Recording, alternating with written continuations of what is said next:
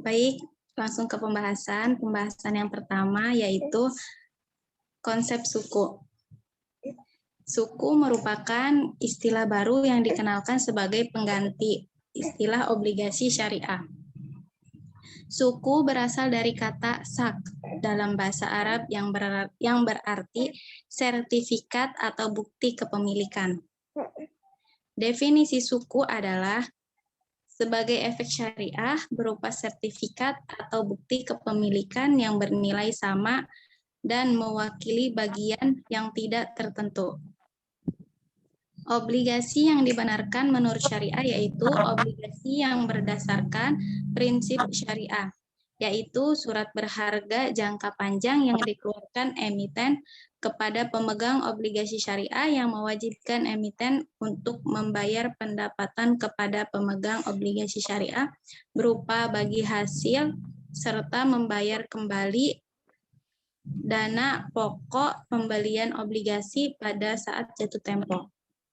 Dengan begitu, obligasi konvensional tidak termasuk sebagai obligasi syariah atau suku, karena di antara keduanya terdapat beberapa perbedaan. Suku bukan merupakan surat utang, melainkan bukti kepemilikan bersama atas suatu aset atau proyek. Selanjutnya, jenis suku. Yang pertama yaitu suku ijaroh. Suku ijaroh adalah suku yang diterbitkan berdasarkan perjanjian atau akad ijaroh, di mana satu pihak bertindak sendiri atau melalui wakilnya menjual atau menyewakan hak manfaat atau suatu aset kepada pihak lain berdasarkan harga dan periode yang disepakati, tanpa diikuti dengan pemindahan kepemilikan aset itu sendiri. Yang kedua, suku mudorobah. Suku yang diterbitkan berdasarkan perjanjian atau akad mudorobah, di mana satu pihak menyediakan modal dan pihak lain menyediakan tenaga dan keahlian. Keuntungan dari kerjasama tersebut akan dibagi berdasarkan perbandingan yang telah disetujui sebelumnya.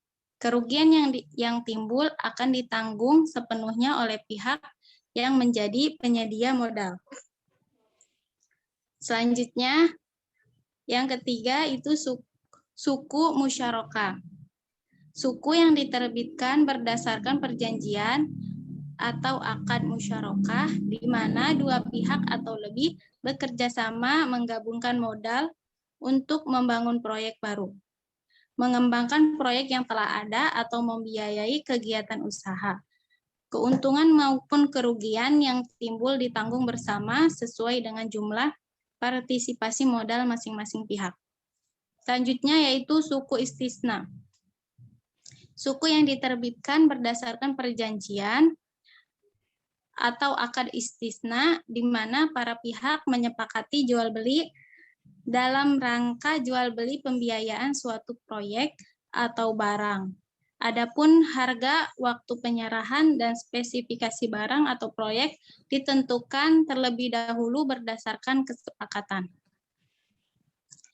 Selanjutnya yang C, mekanisme penerbitan suku. Yang pertama yaitu sebelum emisi. Proses sebelum emisi merupakan persiapan yang dilakukan di internal perusahaan. Persiapan internal tersebut antara lain dari A. Penutupan rencana perusahaan untuk melakukan go publik. B. Pengambilan keputusan dilakukan berdasarkan rapat umum pemegang saham. Yang C. Perusahaan perlu melakukan penunjukan pihak, antara lain penjamin emisi efek yang melakukan penawaran umum bagi kepentingan emiten yang dibuktikan dengan perjanjian emisi efek.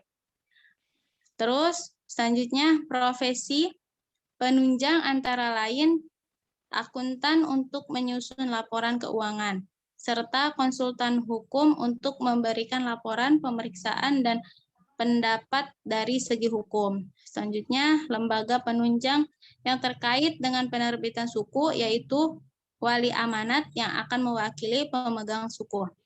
D. Mempersiapkan dokumen yang diperlukan dalam mengajukan pernyataan pendaftaran ke OJK. E. Konfirmasi sebagai agen penjual dengan PEE. Selanjutnya,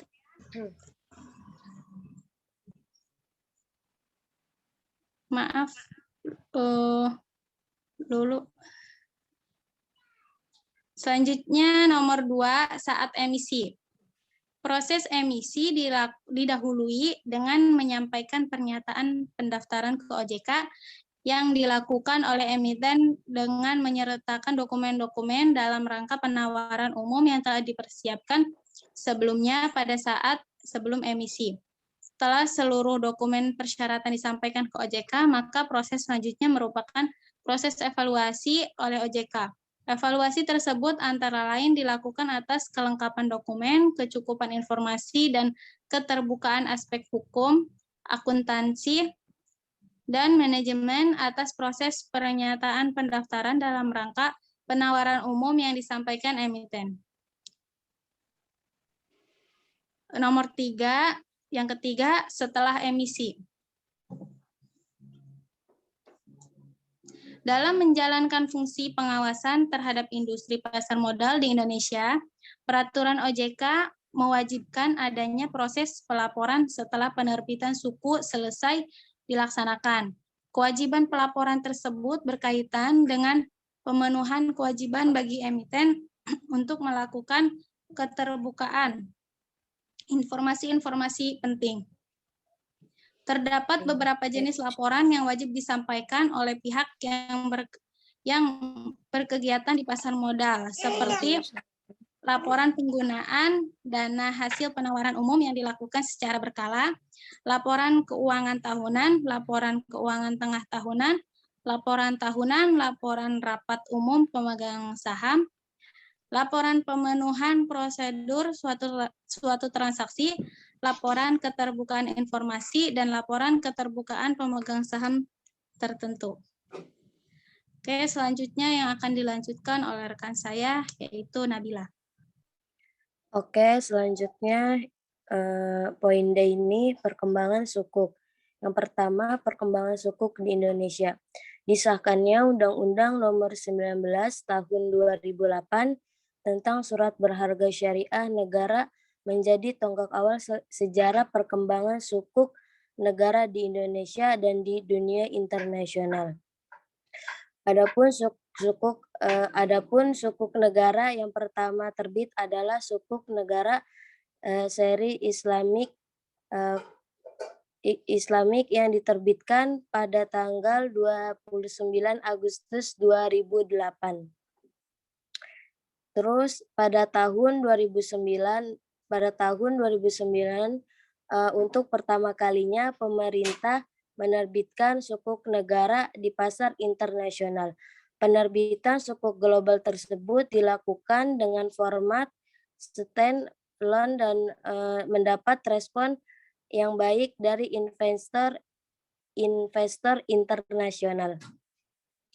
Terus pada bulan Desember 2018, pemerintah tercatat telah menerbitkan 967 triliun sukuk negara yang terbesar dalam beberapa seri sukuk. Penerbitan terbanyak berasal dari sukuk seri PBS dengan total penerbitan 369,93 triliun. Penerbitan terbesar dari sukuk seri PBS, penerbitan terbesar kedua dari sukuk negara yang dijual dengan denominasi non-rupiah yaitu sukuk negara Indonesia dengan total penerbitan 185,81 triliun pada tahun 2018. Pemerintah juga menerbitkan 2 seri baru yaitu sukuk PBSNT dan USDPBS. Selanjutnya, perkembangan sukuk global.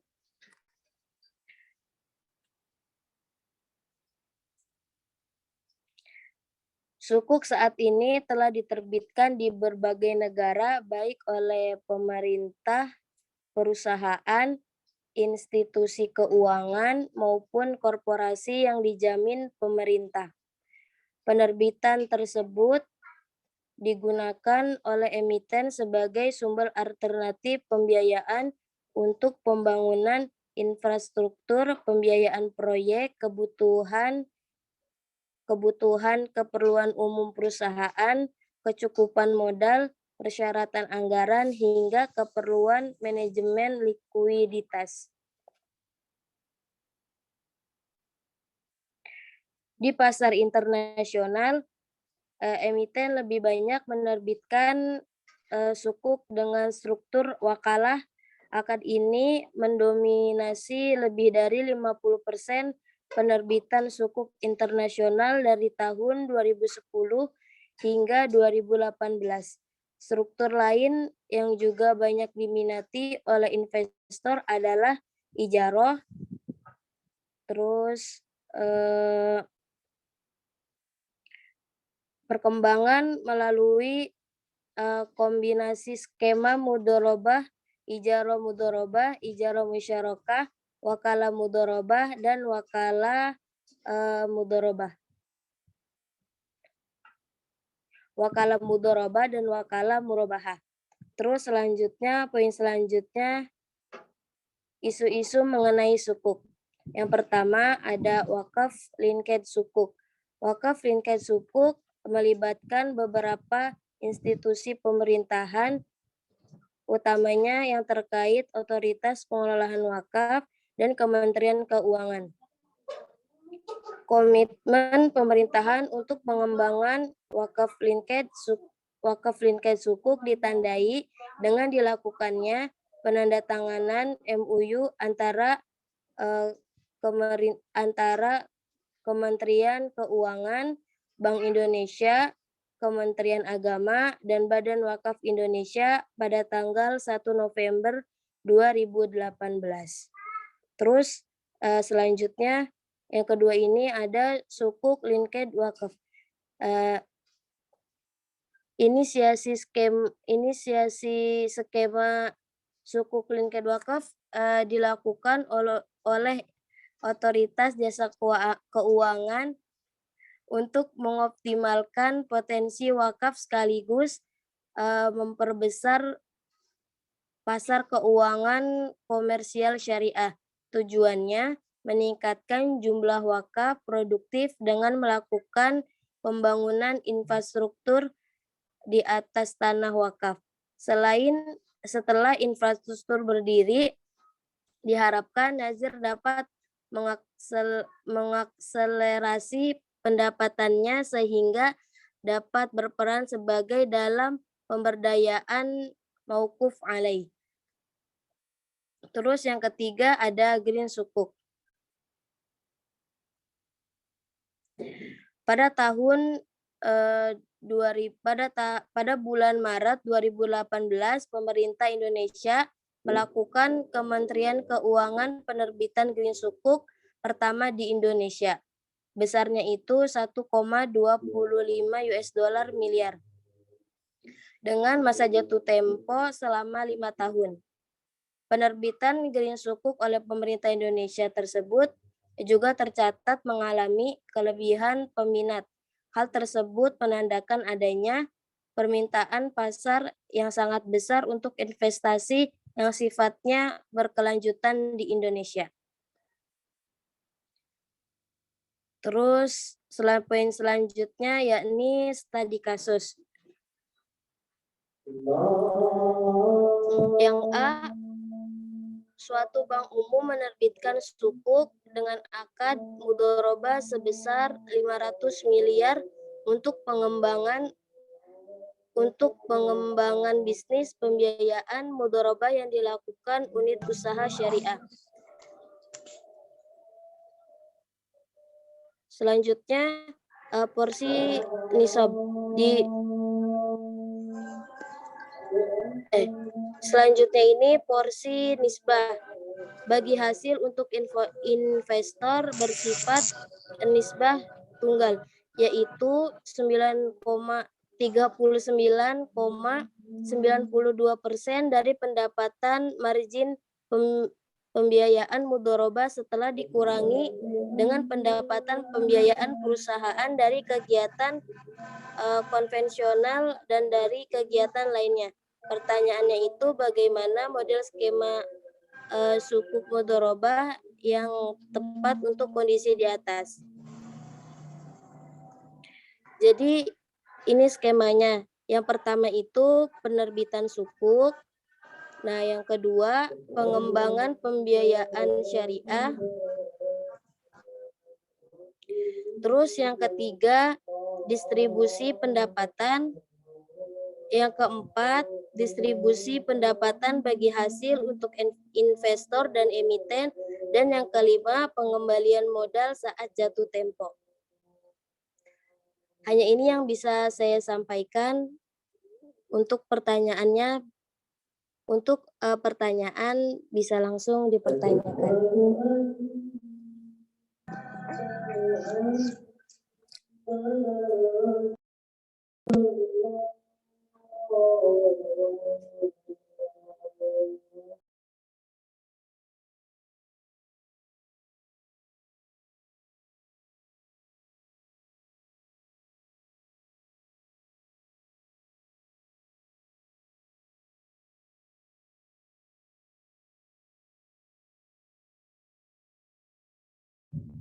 Kak, mau nanya.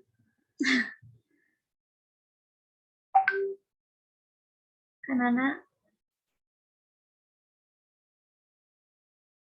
Iya, mau bertanya apa? Iya, perbedaan SBSN sama suku. Soalnya yang pertama tadi, kalau nggak salah, kan SBSN sama suku tuh berbeda. Tapi yang di bawahnya tuh sama. Jadi sama atau beda gitu. Terima kasih.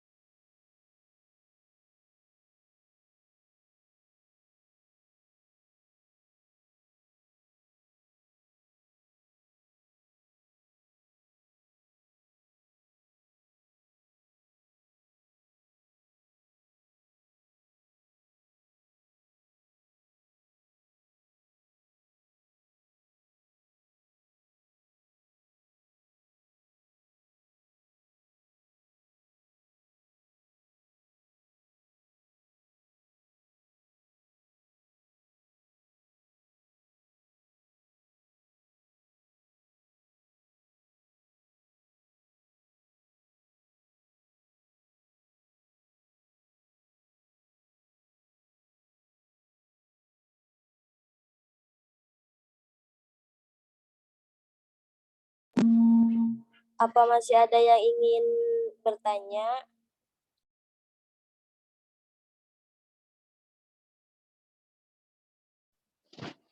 Nana mau tanya. Iya, Kak Ica mau tanya apa? Kan kalau misalnya sekarang kan investasi kayak gitu kan udah mulai marak ya. Kalau misalnya kayak investasi yang biasa gitu kan udah mulai kayak ada aplikasi ajaib, peluang gitu-gitu. Nah, kalau misalnya buat investasi ke sukuk itu prosedurnya kayak gimana? Terus apa ada ya pertama langkah-langkahnya kayak gimana? Terus ada nggak sih aplikasi baru atau emang cuma dari negara aja gitu? Makasih. Iya, Kak.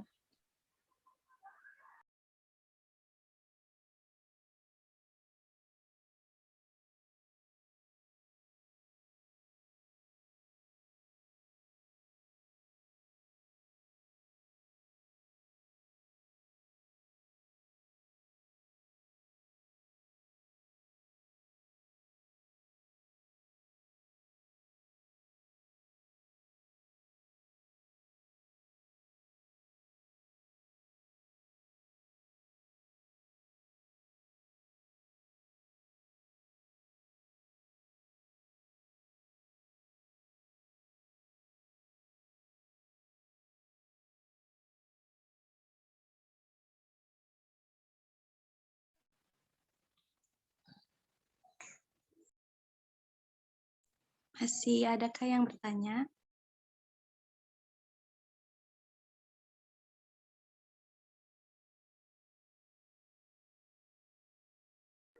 Kalau tidak ada, mau menjawab pertanyaan dari Maratus Solihah.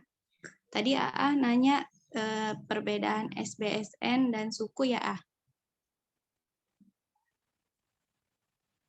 Iya, Kak, betul.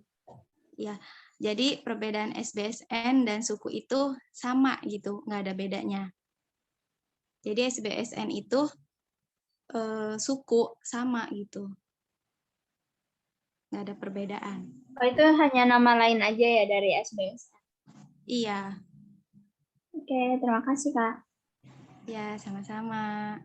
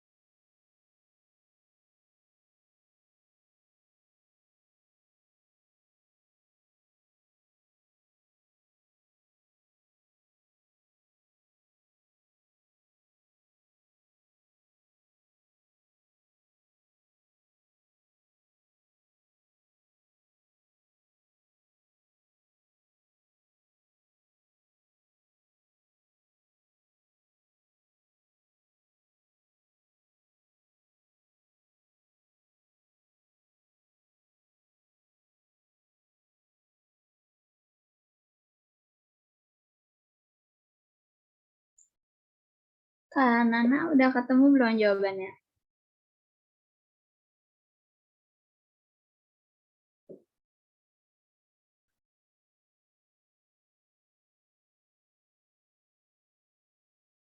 Kalau belum nggak apa-apa, nanti ditampung aja biar ditanyain ke Bapak.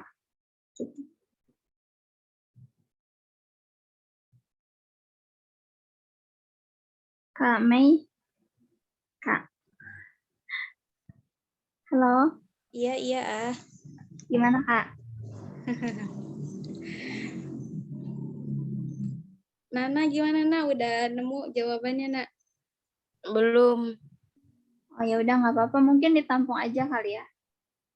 Iya, ditampung aja dulu ah. Jadi ditanyain ke Bapak di grup. Iya. Ada lagi yang lain yang mau bertanya mungkin tentang akad-akad, biar sekalian tanyain ke Bapak.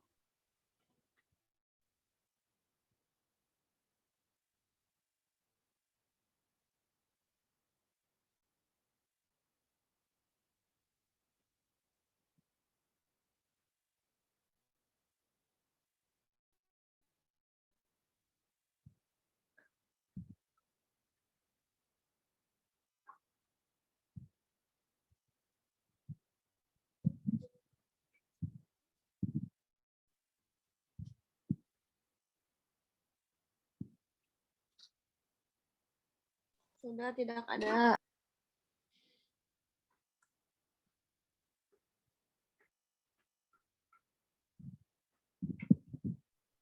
Mungkin kalau nggak ada bisa ditutup aja kali Kak.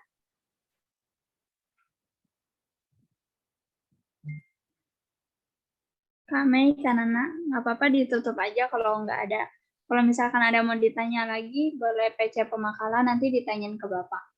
Gitu ya teman-teman. Mau jawab pertanyaan Ica dulu sebisanya ya. Oh iya, oke silakan Kak. Sebisanya dulu nih, kalau misalkan emang belum puas sama jawabannya, nanti bisa ditampung terus ditanyain ke Bapak.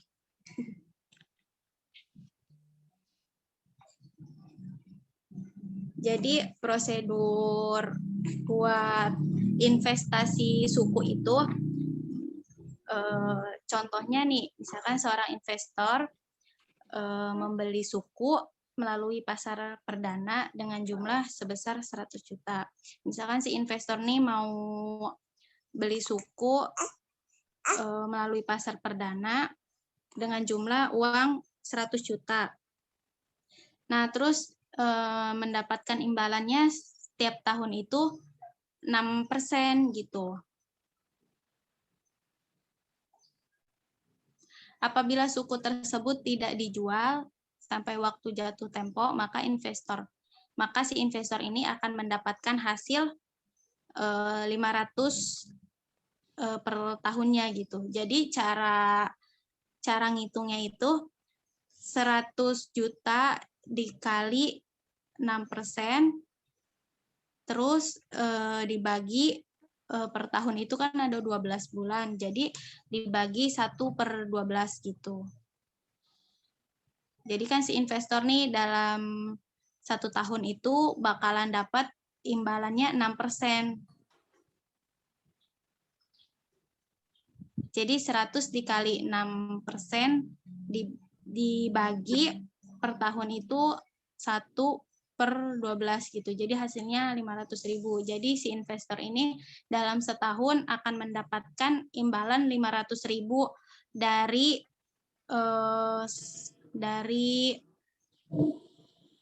yang dia invest gitu. Sebesar 100 juta ini gitu.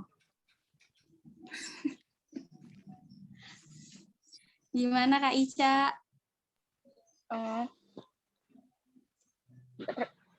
Jadi si investor nih, investor ini membeli suku melalui pasar perdana dengan jumlah 100 juta contohnya.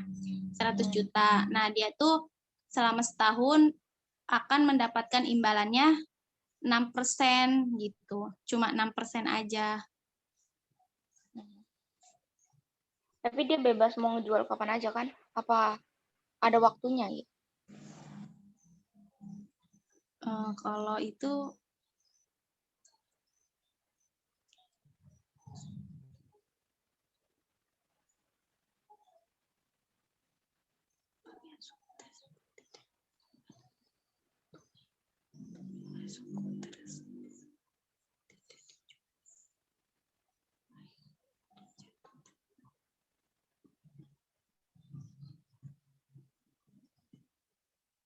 ada waktunya ya? Ada waktunya, Kak?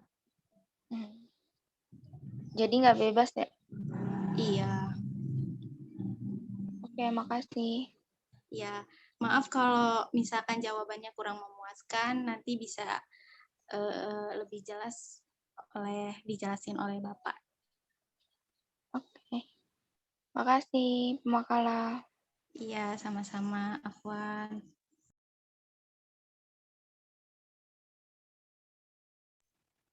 Mungkin pertanyaan sama jawabannya cukup dari kami, Pemakala. Jika banyak yang salah atau yang kurang, mohon dimaafkan. Kita tutup makalah hari ini dengan membaca hamdalah. Alhamdulillahirabbil alamin. Alamin.